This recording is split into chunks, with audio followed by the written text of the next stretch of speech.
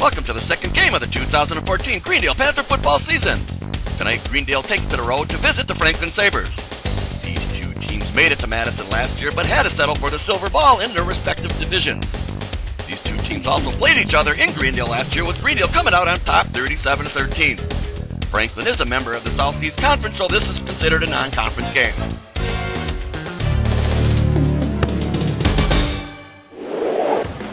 Franklin would start out kicking first to start the game. After the return, Greendale would start on their 16. They started executing their offense, but it was real obvious that Franklin did their homework, for they always seemed to have a body in the right place to make a tackle. They would eventually be stopped on downs on Franklin's 30. It was now the Sabres' turn on offense. You could see right off the bat that their offensive line was twice the size of Greendale's. On their very first play, they got off a huge run all the way down to the Panthers' 30. Then for some reason they started passing, of which two passes were right at Panthers, but they could not hang on to the ball.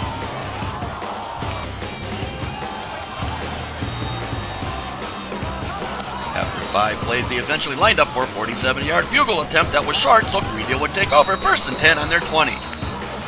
This time the Panthers were forced to line up for a punt, looking at a 4th and 2 from their 28. On the snap of the ball, punter Angel Ramirez rolled to his right with that rugby-style punt and saw an opening and took up the sideline enough to gain the first down. That would end 4 plays later, however, as Greendale was forced to punt from their 32. After a short kick, Franklin would be starting from midfield. Even though Greendale was much smaller, they were quicker than Franklin, so they were given the offensive line fits. 5 plays later, Franklin ended up having to punt the ball, pinning Greendale deep in their own in the field. Panthers only could put 5 plays together, taking the game into the second quarter before they were being forced to punt from their 29. After a close call with the return, Frank would wind up starting from Greendale's 48. Scrappy Panther defense was finding ways to get past a much bigger offensive line, making tackles in the backfield. They ended up forcing Franklin to punt from Greendale's 44, going 3 and out.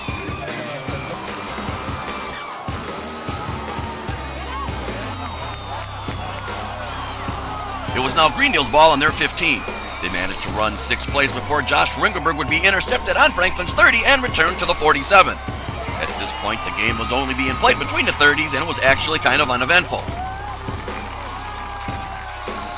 Again, Franklin decided to stay with the pass, which was proving to be ineffective, and they were forced to punt, going 3 and out again.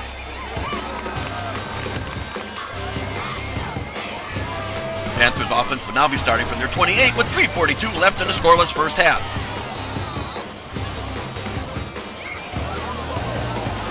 They very methodically chipped away at the defense, taking the ball all the way to Franklin's 11 in 11 plays before calling on Josh Michaels to attempt a 32-yard field goal. After a perfect snap and a perfect hold, he would split the uprights, making the score 3-0 with 4 seconds left in the half. The Panthers just kicked a dribbler to end the first half of play. At the start of the second half, we would find Franklin getting the ball first. They would begin from their 27. 2 plays later, they fumbled the ball, of which Greendale's Braxton Jenks would recover. We were now going to see if Greendale could jump on this opportunity.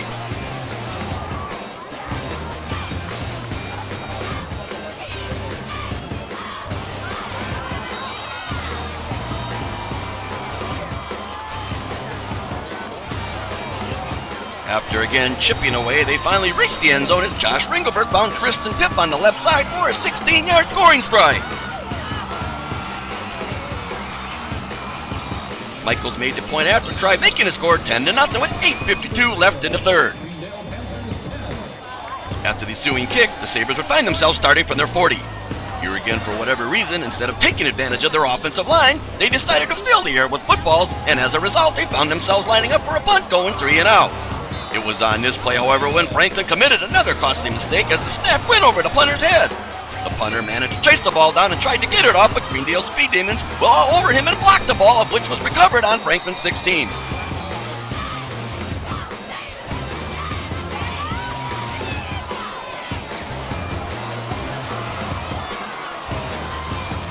Four plays later, behind some nifty runs by Ringelberg, he would cross the goal line from 5 yards out for another Panther touchdown. Michaels made the kick, and Greendale was now up 17-0 with 6:40 left in the third. The struggling Sabre offense would now take to the field after the kick and start from their 34.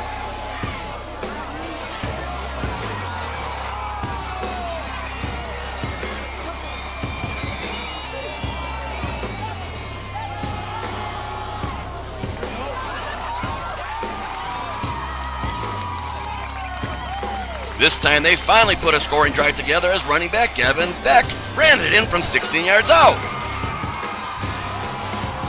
Kicker Nathan Gingrich made the extra point, making the score 17-7 with 3:21 left in the third quarter.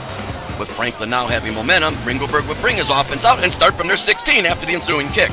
That momentum would quickly change sides, for on the very first play, he threw a pass to David Johnson on an inside flanker screen, who then sprinted right through the heart of the defense and take it all the way untouched for an 84-yard scoring strike.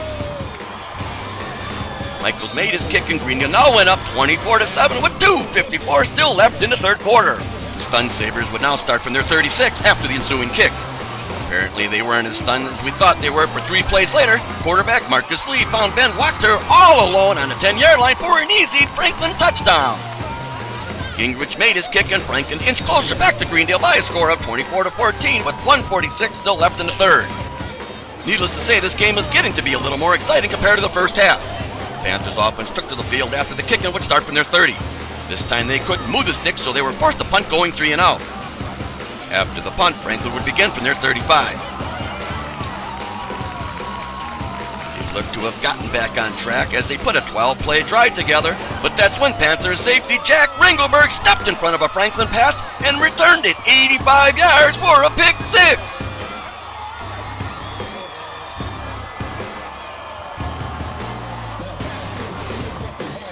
Michaels made the point after try, making the score 31-14 with 7:52 now left in the game.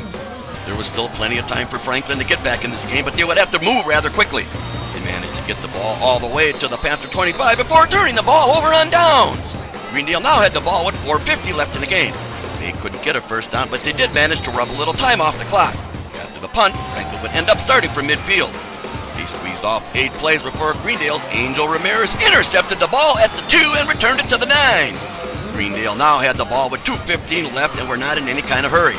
They ran 3 vanilla plays and would have to punt from their own end zone. That kick would be partially blocked and would end up on the Panthers' 12.